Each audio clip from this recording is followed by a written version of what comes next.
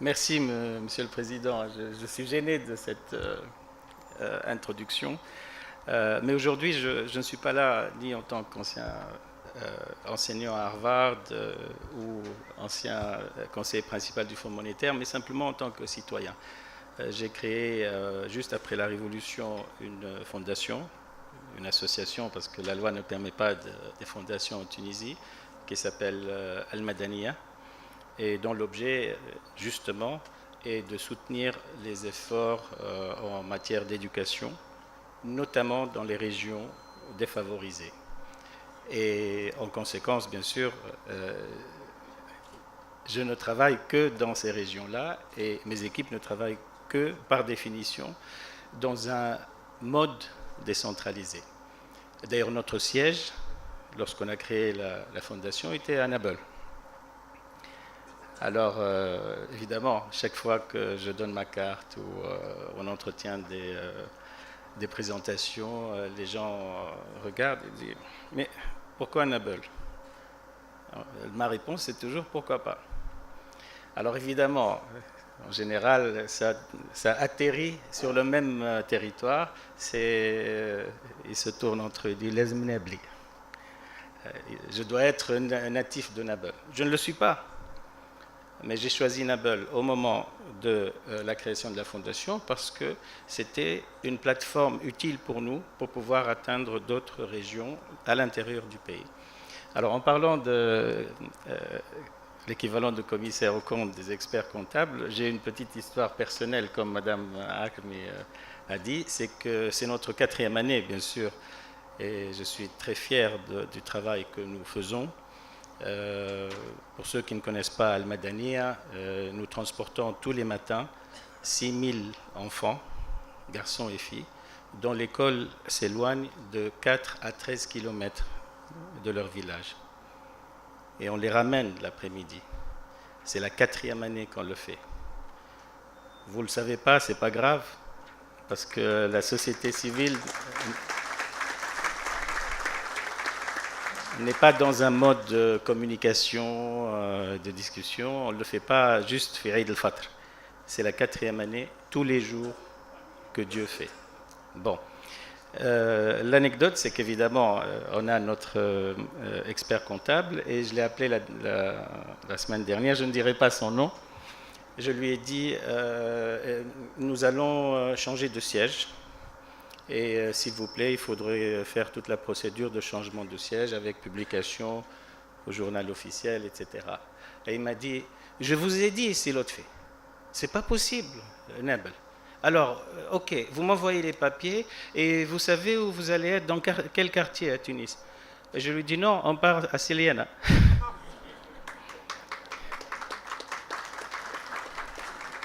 Bon, déjà, lui, il croit que j'étais illuminé. Ça lui a confirmé ma philosophie. Et notre siège va maintenant être transféré à Seliana parce que nous avons grandi, alhamdoulilah, et nous avons beaucoup plus de travail dans cette région. On rayonne sur le Kef, Jandouba, même jusqu'à Bargou, bien sûr, El Kharouen, et même jusqu'au sud. Donc, on a là notre poste, notre siège à Seliana. Et je me plais toujours à dire, pour titiller un peu les politiques lorsqu'on rencontre le gouvernement central, je place toujours quelque part, je lui dis, mais je vais voir avec notre antenne à Tunis. Alors ça les interpelle toujours, mais c'est une question de mentalité et de culture. Bon, si Nabil m'a demandé d'intervenir brièvement sur cette thématique, c'est bien sûr pour moi un honneur d'être là, Monsieur le Gouverneur, Monsieur le Président. J'ai noté la présence de quelqu'un que j'apprécie beaucoup, c'est Mokhtar Hammami. Vous avez beaucoup de chance d'avoir Si Mokhtar ici. Il est le directeur général des collectivités locales au ministère de l'Intérieur. Et je dois dire que sa direction fait un travail exceptionnel dans les conditions que nous vivons. C'est d'ailleurs avec sa direction, en rentrant de l'étranger, que j'ai signé et que j'ai négocié mes premières conventions, notamment pour l'établissement des sites web pour chaque municipalité. Ma fondation finance et conçoit pour chaque municipalité, les 264, un site web. Bon, Donc, on m'a demandé de parler de la thématique comment est-ce que la décentralisation est un fondement de la gouvernance et du développement économique. J'ai pensé m'arrêter juste là et puis vous entretenir sur chaque mot, sur chaque thématique de ce titre-là. La décentralisation, encore une fois, c'est vraiment un état d'esprit, c'est une philosophie. C'est une façon d'être. La définition, c'est quoi de la décentralisation? C'est de pouvoir interpréter la République, mais comme a dit quelqu'un, au premier niveau, pas au dernier niveau. Et d'ailleurs, cette conception même de décentralisation, elle ne vient ni de Rousseau, ni des Français, ni des Anglais, ni de qui que ce soit. Elle trouve sa naissance dans notre héritage arabo-musulman, parce que traditionnellement, le hakim était hakam. C'est un arbitre. C'est un arbitre du pouvoir, c'est un arbitre de la dynamique sociétale.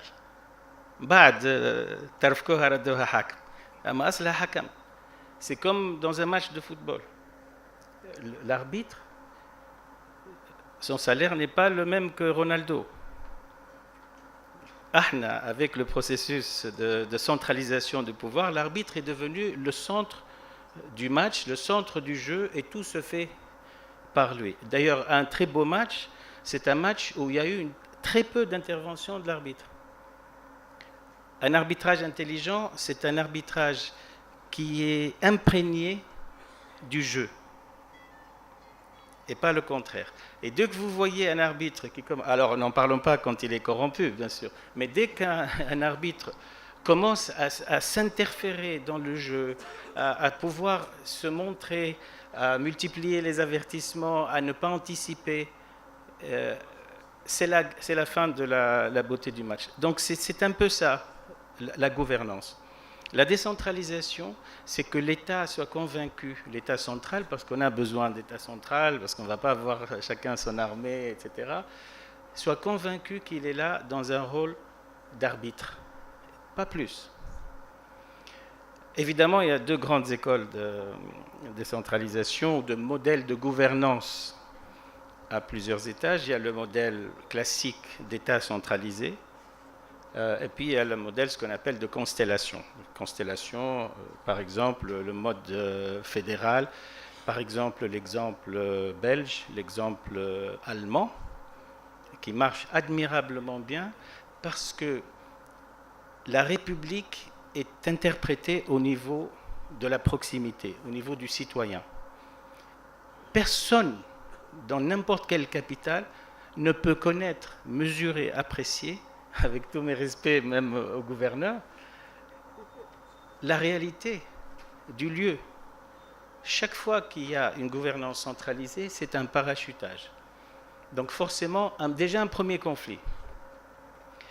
Et ce n'est pas le cas dans les solutions allemandes, belges. Un exemple très simple en Belgique, lorsqu'ils ont eu au niveau gouvernemental central le conflit entre les Wallons et les Flamands, pendant plus de 2 ans, il y avait une crise gouvernementale importante. Il n'y avait pas de gouvernement. Avez-vous entendu le moindre gémissement de la Belgique? Non. Pourquoi? Parce que le pouvoir est exercé à son niveau adéquat, c'est-à-dire au niveau local, au niveau régional. Il y a une puissance de levée de l'impôt, il y a une application de la règle de droit, il y a une responsabilité pour ramasser les poubelles, pour s'occuper de l'éducation, pour investir localement pour demain. Tout ça se fait au niveau local. Donc ils peuvent rester même, d'ailleurs beaucoup disent que le meilleur moment de la Belgique, c'est pendant qu'il n'y avait pas de gouvernement. Ça peut s'appliquer à d'autres pays. Hein. Bon, donc ça c'est le modèle constellation. Et tous les spécialistes des sciences sociales affirment que chaque modèle de constellation est générateur lui-même de nouvelles énergies, de nouvelles idées et de développement économique, contrairement au modèle centralisé. Malheureusement, nous avons, dans notre pays, en Tunisie, nous avons hérité tout le temps de modèles centralisés. Ça a commencé avec le système ottoman déjà, qui est très centralisé, même si le bey avait quelques libertés, etc. Mais même à l'intérieur de la province, c'était très centralisé. Et évidemment, on atterrit avec le système français, qui est le pire au monde du point de vue de gouvernance. Il n'y a pas pire. Pourquoi? Parce qu'il est basé sur un principe de manque de confiance.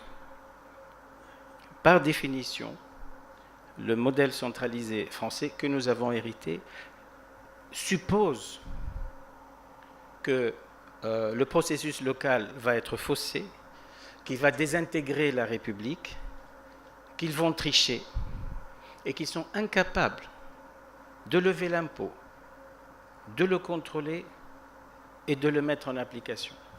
Déjà, c'est le point de départ. Alors, où voulez-vous aller lorsque déjà au point de départ, il y a une méfiance et une assumption, comme on dit en anglais, que ça va mal se passer. Donc, ils iront à reculons. Il ne peut pas y avoir de décentralisation. D'ailleurs, la preuve, c'est que dans une vie, un processus comme le processus français, la décentralisation ne date que de l'arrivée de Mitterrand au pouvoir, et encore avec distinction entre déconcentration et décentralisation. Alors, moi, ce qui m'a fait vraiment beaucoup de peine, c'est que j'écoutais une interview sur Express FM en janvier, juste après l'adoption de notre Constitution, et notamment, bien sûr, du chapitre 7 qui est consacré au pouvoir local, des grands spécialistes copier le modèle français. Ils ont dit, maintenant, nous sommes très proches de la décentralisation, il faut qu'on fasse comme en France. On va commencer par créer des régions.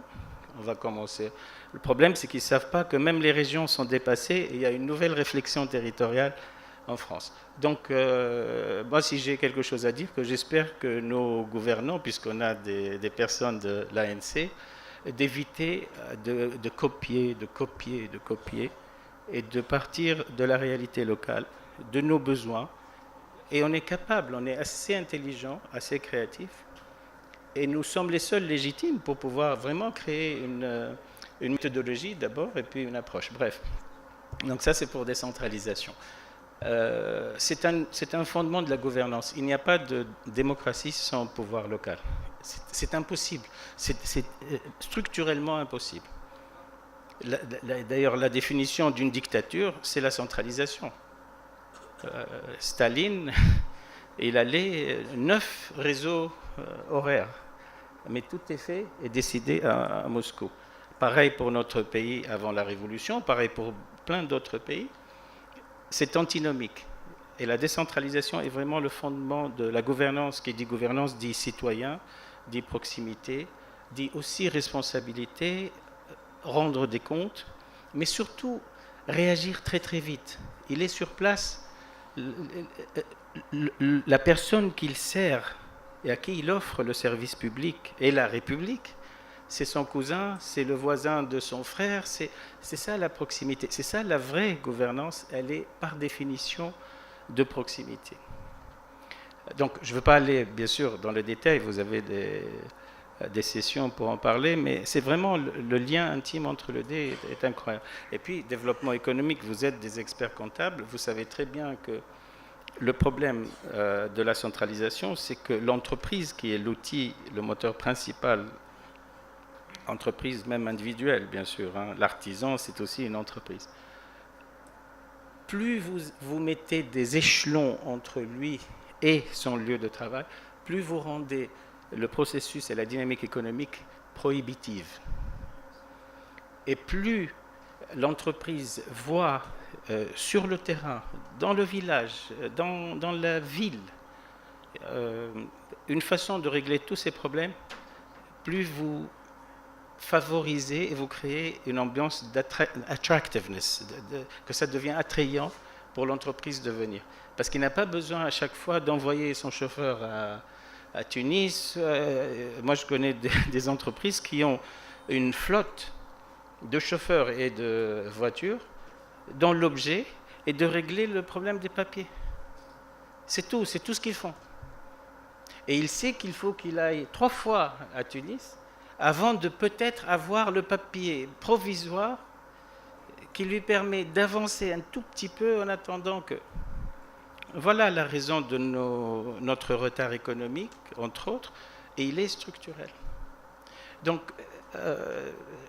c'est dans le titre, vraiment. La décentralisation, c'est vraiment le fondement de... Il n'y a pas de révolution, d'ailleurs, sans pouvoir local et sans une mainmise du citoyen au niveau local. Moi, je le vois avec ce que nous faisons dans les territoires reculés. On souffre beaucoup, mais petit à petit, on développe une façon de réagir au niveau local et de développer les choses au niveau local. Bien, ça c'est au niveau de la définition. J'aurais voulu prendre 2-3 exemples au niveau du processus. On a parlé tout à l'heure du processus de cette décentralisation. On n'a pas besoin d'attendre qui que ce soit, même pas la Constitution, même pas la loi, parce que c'est toujours facile de mettre tout sur l'État. Je ne suis pas un partenaire de l'État, je suis connu d'ailleurs pour être anti-centralisation. Mais on n'a pas besoin d'attendre qui que ce soit. Même vous en tant qu'expert comptable, vous avez votre rôle à jouer pour forcer et pour commencer la décentralisation. Ça se fait à tous les niveaux. Ma fondation transporte, est-ce que c'est le job d'une fondation de transporter des filles qui vivent à 13 km de... Non. Si j'étais un homme politique, j'aurais passé mon temps à faire des discours pour dire c'est pas possible, et puis il y a l'abandon scolaire, et c'est très mauvais pour nous, pour notre avenir. D'ailleurs, il faut vraiment faire quelque chose. Il y a d'ailleurs depuis 4 ans, il y a beaucoup de personnes qui ne font que parler. La société civile travaille. On commence, on transporte, on a sauvé des milliers de jeunes filles. Notre programme s'appelle Fatma parce que c'est une fille de Célienne justement qui marchait 6 km. Évidemment, elle ne peut pas aller tous les jours. Et malgré tout, elle avait 4 de moyenne et 40% de taux de présence. Avec notre système de transport, l'utilisation d'ailleurs des taxis ruraux, pour les experts comptables, sachez que nous ne créons pas de concurrence illégale en prenant des bus, etc. Eh bien, elle a 16 de moyenne à la fin de l'année et 0,2% d'absence.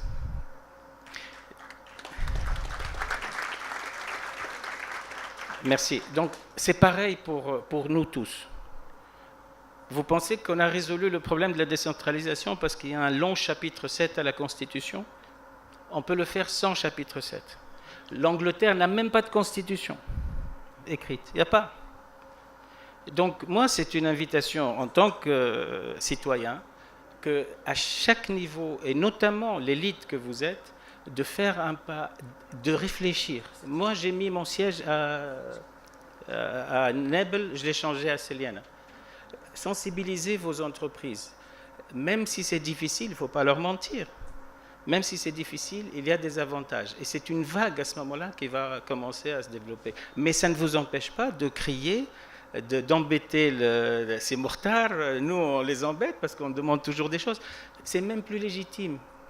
Quand je rentre chez ces mourtards, on dit ces mourtards, aidez-moi sur ce point ou sur ce point.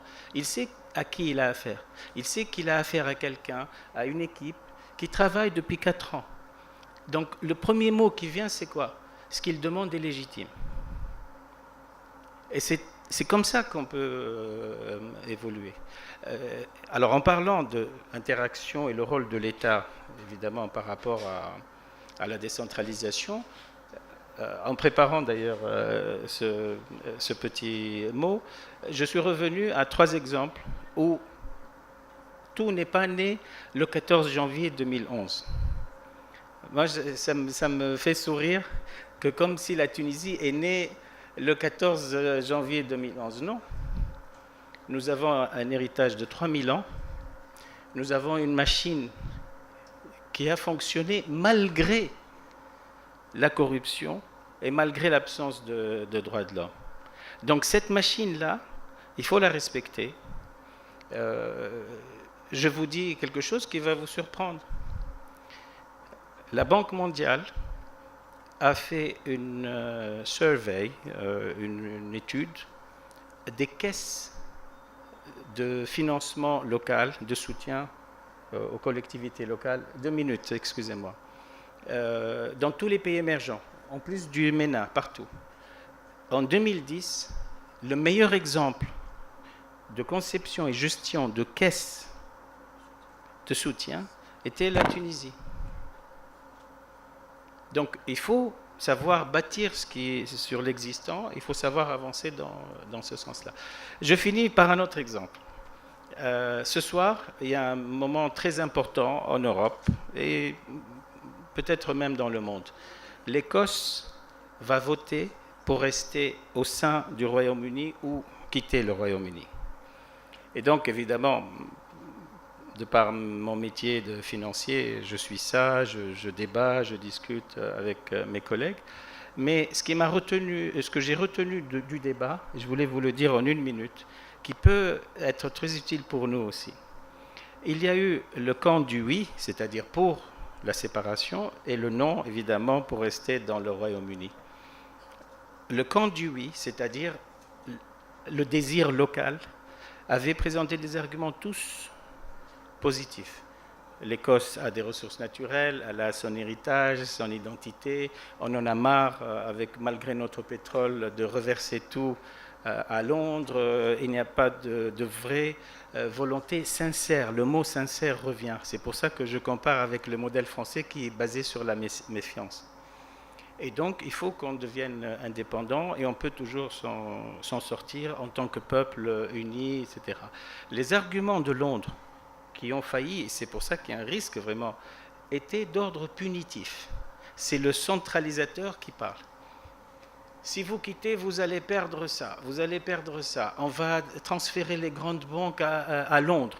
Vous n'allez plus avoir notre passeport. On ne va pas vous laisser utiliser le pound. On ne va pas vous utiliser. C'est une réflexion de la capitale. Et c'est pour ça que ça ne marche pas. Pour nous, il faudra que ce soit un positionnement, une réflexion de la première ligne, c'est-à-dire voir ce qui peut être fait avec la décentralisation et non pas voir ce que nous, en tant que capital, en tant que pouvoir centralisé, nous risquons de perdre. Merci beaucoup.